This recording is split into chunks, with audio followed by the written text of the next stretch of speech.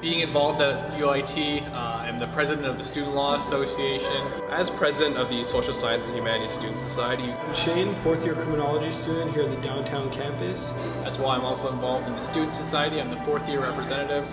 I'm also an executive on the Public Speaking Club. So my name is Jesse Cullen. I'm a downtown student, third-year criminology and justice student. I'm Kai Jai, and I am a 19-year-old forensic psychology student. I've also been involved in orientation and as well as the iBegin program. I'm Virginia Brown. I'm in forensic psychology, first year. So I'm Barb Bryan, and I am the director of outreach services. Specifically, I've been in and out of different events. I was the head technical committee of the Ashley Smith Symposium, as well as the wrongful convictions event that happened last year. And we're also running more events throughout the year.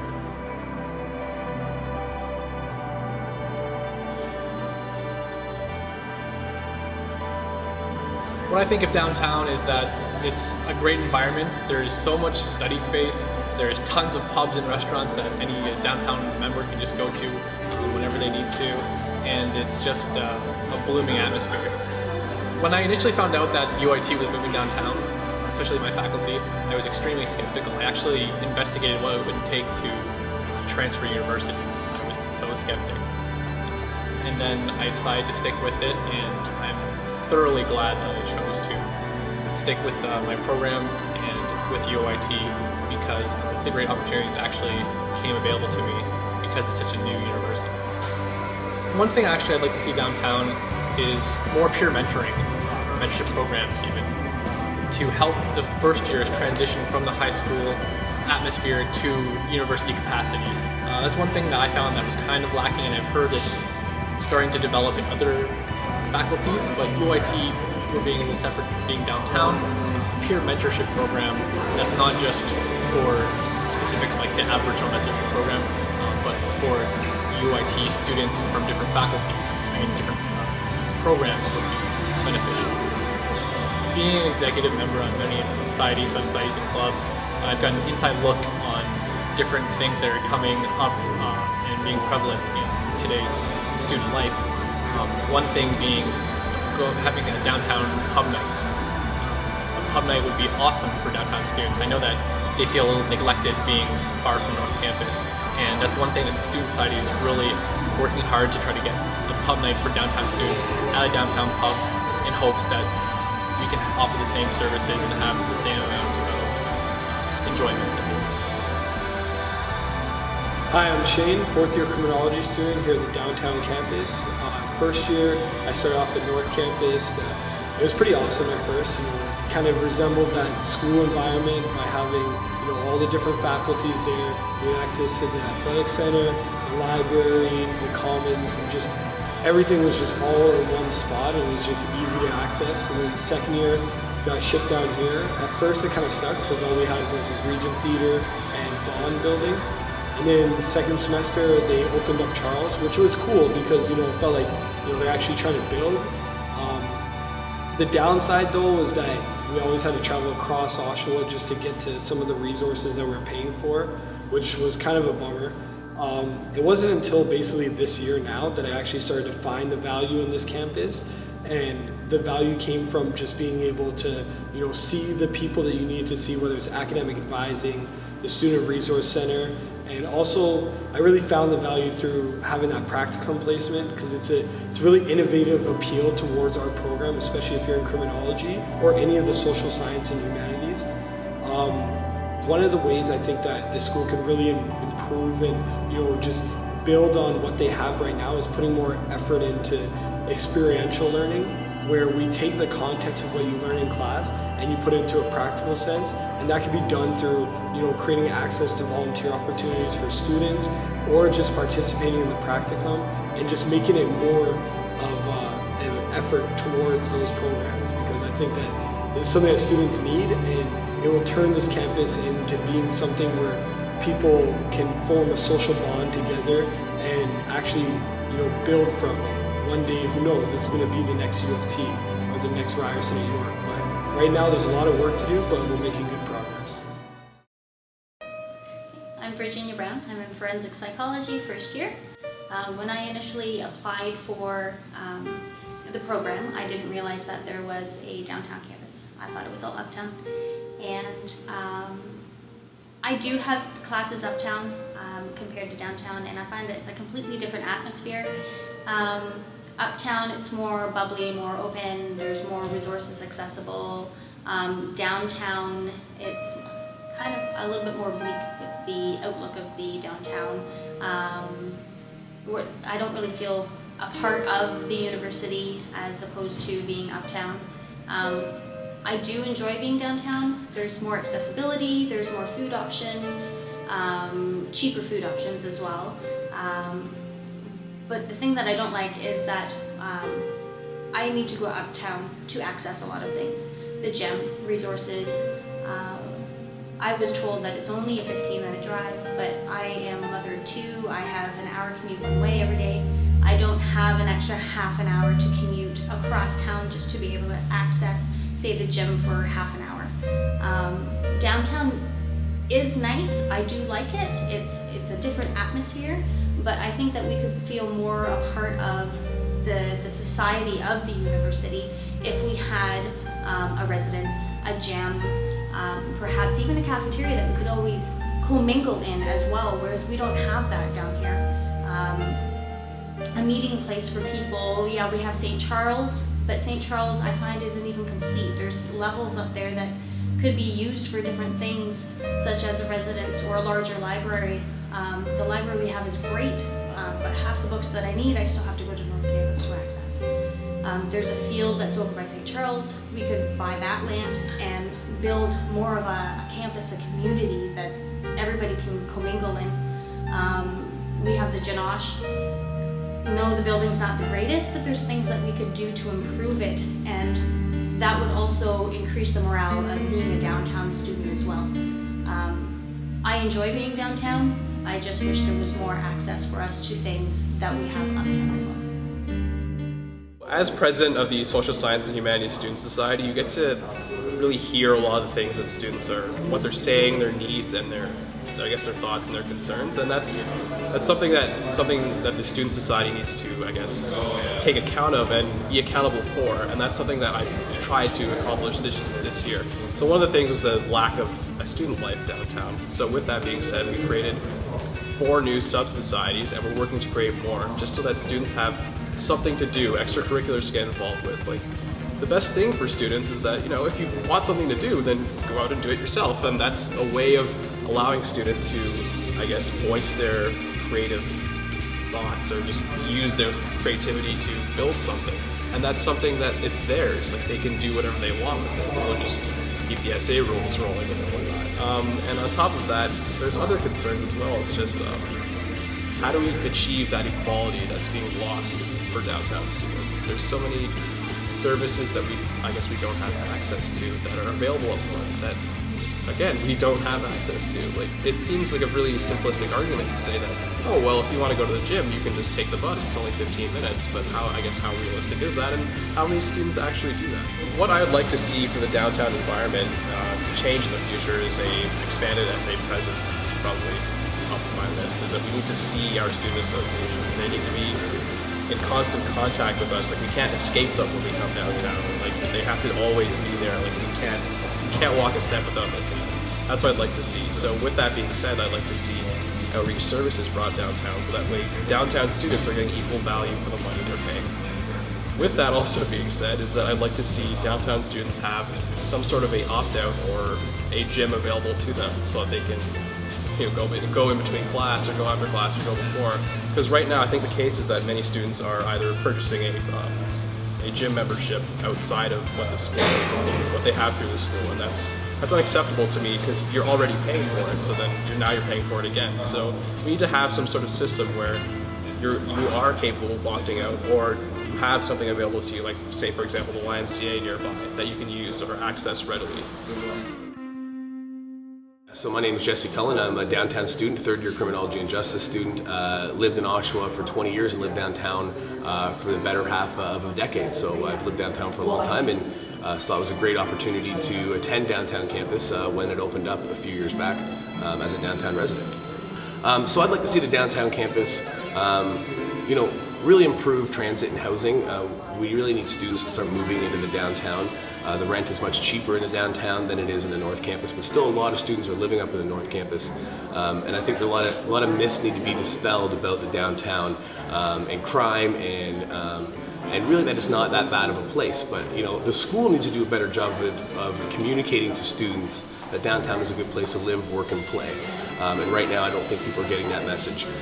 You know, also downtown students, as with every student at UOIT, are paying astronomical fees. People have, you know, student debt skyrocketing.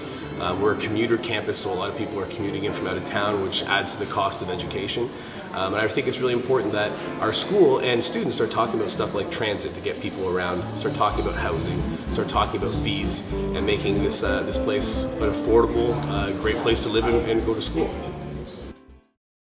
Hey, I'm Kai Jai, and I am a 19-year-old forensic psychology student at UOIT. What would I say about downtown life at UOIT? Currently, I'm a social science student, so my life involves going downtown every day. I also live on Residence, so I'm not commuting like a lot of other students. At the same time, it's still a mission to get here because there are no direct buses going to our classes. The transition from North Campus to downtown campus was a little bit slow at first because even though I was in social sciences, I wasn't immediately thrust into the downtown life. I had my first few classes in North Campus. I had biology, I had forensic science, I had a few other courses. Psychology, they had both uptown and downtown, so it was a little bit of a mix. The second year was when I had all of my courses majorly downtown, and I had to drag myself out of bed in the morning to get here. A few changes I would like to see. So far, I don't have an issue with gym or food, but as a student in residence, I would like to see a residence downtown. It would be so much easier if I just lived almost across the street. There are abandoned buildings around the area that we could convert into our own residence buildings. The fees for residents in North Campus in the first place are ridiculously high on top of our already exorbitant tuition. But I have really no complaints. Life is good here. They're really great people. I'm a kid from out of town who came here not knowing anyone, and I made a lot of friends really quickly. It's a really close community. Other than the change in residences and the maybe occasional bus route alterations, I think a good gym would be nice. I mean, the YMCA memberships are really cheap, and if we had to opt out of our normal gym fees to just go to YMCA for $5 a month, I wouldn't complain. Other than that, I love UOIT, and thanks for your time. So I'm Barb Bryan, and I am the Director of Outreach Services. So I oversee the Women's Center, the LGBTQ Center, the Sexual Health Resource Center, or SHRC as we call it, and the Campus Food Center, which is a food bank. I have been in this position for 4 years, going on to 5 come next September, and but before that I was a student on this campus. So I was a criminology student in the social sciences and humanities faculty. However, I graduated before it moved downtown, so I think my experience at UOIT was quite a bit different than other people's experiences. So I got involved with a student group called Students Against Social Injustice, which was run through the criminology faculty that focused on issues like poverty and violence against women and LGBTQ issues and that sort of stuff.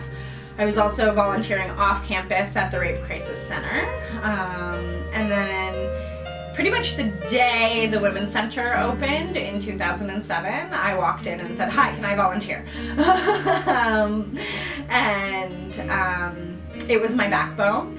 Had the Women's Center not existed on campus, my experience at UOIT would have been incredibly different. I live in Pickering, so I was commuting through the bus, coming on the bus. Love the U-Pass, think it's great. But there was nothing that kept me on the campus. When I was done class, all I did was go home. And that was so different from my experience at Carleton, where, you know, you'd go to class and then you'd automatically go meet someone for coffee and go and see what you wanted to do and check out that event that's going on and maybe go to that event, or, you know, just hang out with these people and a bunch of people and talk about issues, right? Where I wasn't finding that at UOIT or on the North DC UOIT campus, and so I finally got that when I volunteered with the Women's Center. I got to meet other people who wanted to talk about the issues that I wanted to talk about, like you know, body image or women's roles in society or sexual assault on campus or those types of things.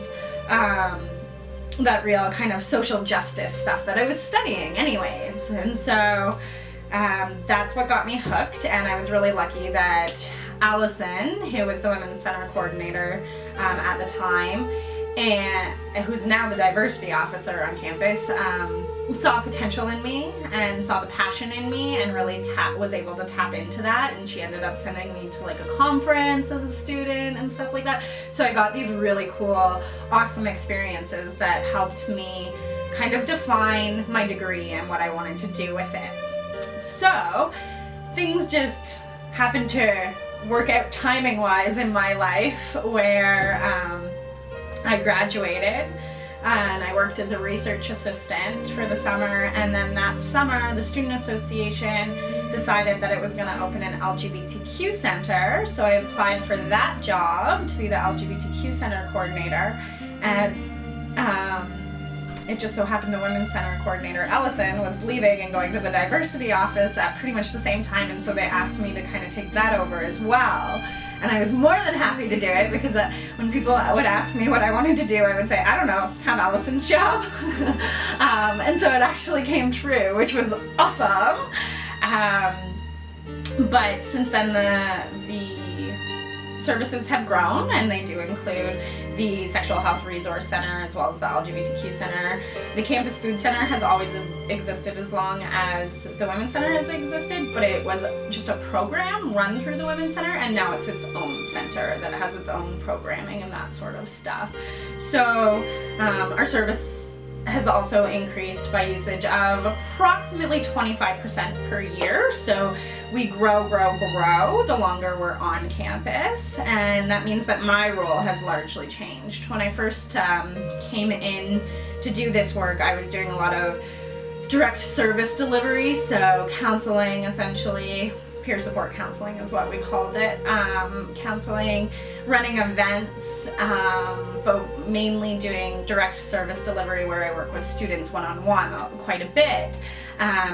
Unfortunately, and I say unfortunately because I love working with students, my role has changed, and it's not that my role has changed for the worse. It's definitely a needed change and something that happens organically because of demands and that sort of things. But I now have a lot more administrative duties. I have to manage a lot more people under me, because I now have 2 employees who work under me, as well as work study and university work students and placement students. So that takes a lot more time to deal with, and rather than working one-on-one and like counseling a student. Unfortunately, I'm a lot harder to get a hold of and that sort of stuff.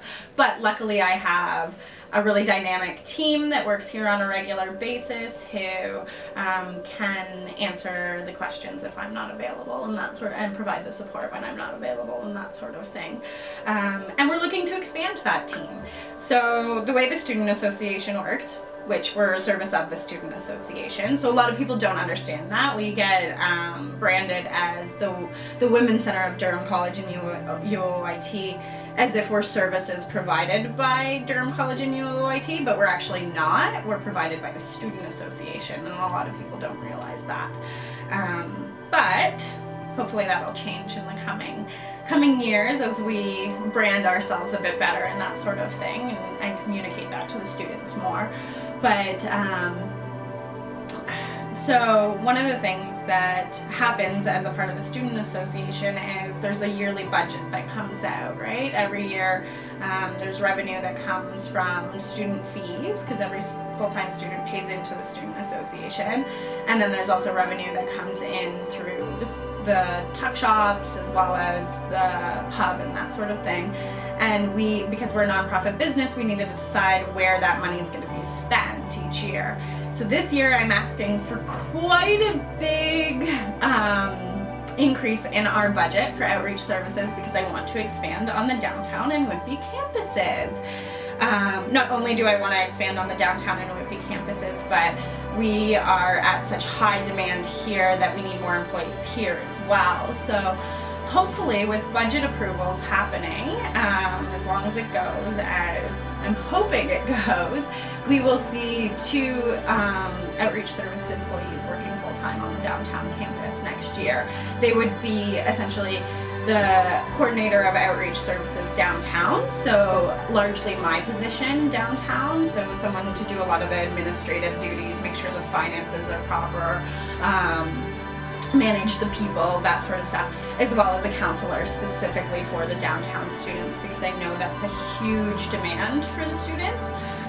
One of the complaints that we get a lot is that there's no counseling available downtown students. They do have the option to going to Experiential, but that's an outside organization that gives you 6 free sessions and that's it, whereas we offer ongoing counseling that's free and there's no limit to how much you need really, other than time existing. And then the other real hurdle for a lot of the clients that we would deal with is that there's only male counselors available downtown, and we're, being a women's center, we deal with things like abuse and sexual assault, and that happens more frequently with women, and a lot of times those women don't want to talk to a man about those issues, or that gentleman doesn't necessarily understand it in the same way a woman would understand it, and so the communication isn't the same. It can be quite dangerous for someone who has survived sexual assault to get the wrong type of counseling and that sort of thing. So, you know, we have quite a concern about that downtown. So we definitely want to get a counselor down there. And then on the Whitby campus for Durham College, we would have a coordinator of outreach services over there. But we don't expect there to be as much need for counseling. With the downtown expansion, we want to see more events happening downtown, and hopefully with our expansion of outreach services, we would have a full-time events coordinator who would work for us, and they would work on all 3 campuses, and they would work with the downtown coordinator to give the students what they want. Before, and even still actually, in particular the criminology students have always been a huge volunteer base for outreach services, because the stuff you learn about aligns with what we talk about here, right? And so so people are always like, I want to get involved, I want to do more about what I'm learning about, and so they come to us and that sort of stuff. And we do have quite a few students who commute up here from the downtown campus to be able to volunteer, but I know that they want us down there. And I know we would attract more volunteers if we had more of a presence on the downtown campus. So we're really hoping that that all gets approved by the board, because it's all dependent upon the strategic planning of the board and then implementing the budget. So money talks, and we're hoping it yells this year. So that's really what we're looking forward to. We're hoping to create a bigger, better, more dynamic team that can serve all of the campuses and all of the students at a much higher level than we currently do, because we know that we do awesome stuff here because we get told we do all the time. It's just there's only a fraction of students that actually access us, and so we want to be able to spread that access to that many more students and help advocate on issues that students care about, and